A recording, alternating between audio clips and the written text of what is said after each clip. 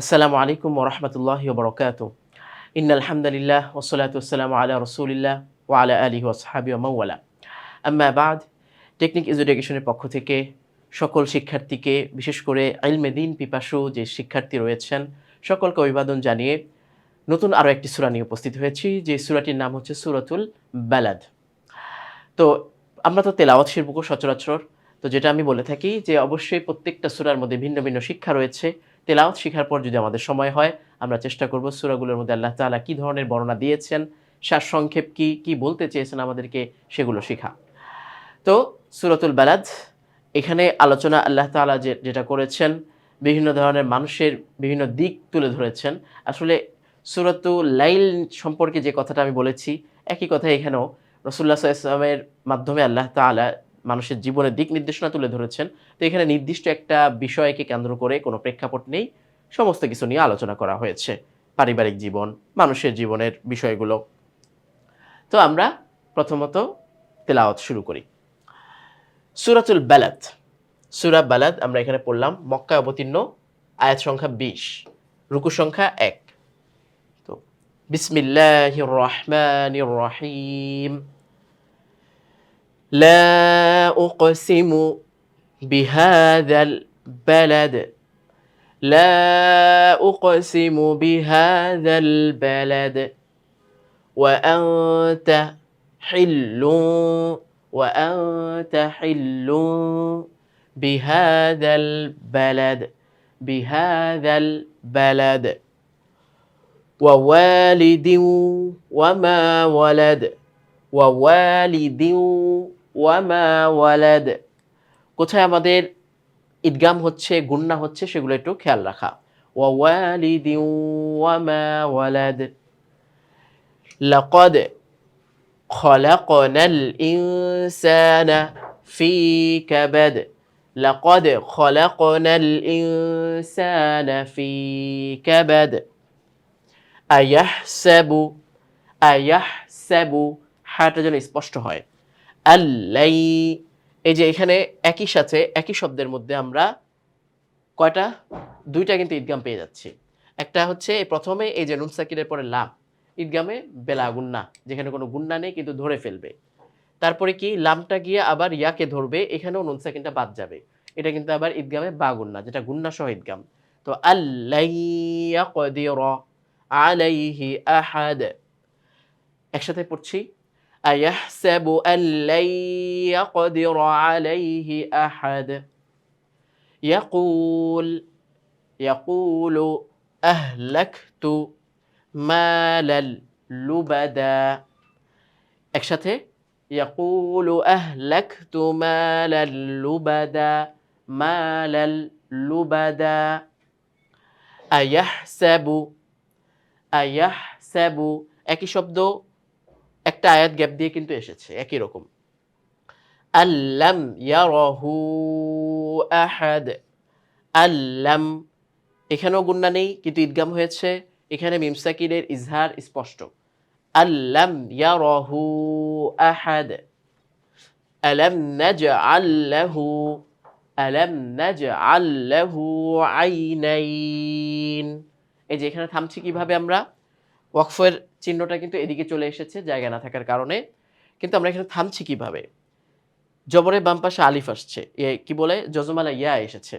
তো নুন ইয়া জবর নাই, এখানে মাদ্দে লিনের হরফ হয়েছে, তারপর আমরা মাদ্দে লিন পড়েছি। কেন? লিনের হরফে বামের হরফে ওয়াকফ হয়েছে, সেজন্য আইনাইন এইভাবে থামবো টেনে। ওয়ালিসানাও ওয়াশাফাতাইন, মিলিয়ে পড়ছি ইদগাম। ওয়ালিসানাও ওয়াশাফাতাইন, এখানেও একই রকমের ওয়াকফ, লিনের হরফের পরে বামে ওয়াকফ, ওয়াকফের কারণে জজম আসবে আর এক আলিফ টেনে আমরা থামবো, যেটাকে মাদ্দে লিন বলা হয়। ওয়াহাদাইনাহুন ওয়াহাদাইনাহুন নাজদাইন নাজদাইন। ফালাকতাহামাল আকাবা ফালাকতাহামাল আকাবা। ওয়ামা, তিন আলিফ টান এখানে আমরা পাচ্ছি, কারণ এইদিকে আমাদের একটি আলিফ রয়েছে। তো আমরা এটাকে পরবর্তীতে পুরো সূরাটাকে অংশসহ আলাদা ধরি, সেটাই সবচেয়ে সহজ হবে। তো এই ওয়ামার পরে আমরা এখানে আলিফ পাচ্ছি, যে আলিফটার কারণে কিন্তু ৩ আলিফ টান হয়েছে। ওয়ামা আদরাকা, আদরাকা মাল আকাবাহ। গোলতা ওয়াকফ হয়ে জজম তো আসবেই, সাথে সাথে কি হয়ে যাবে? হা হয়ে যাবে। আকাবাহ, ফাক্কু রাকাবাহ, ফাক্কু রাকাবাহ, আও ইতআমুন ফি ইয়াউমিন ذي مسغبة أو إطعام في يوم ذي مسغبة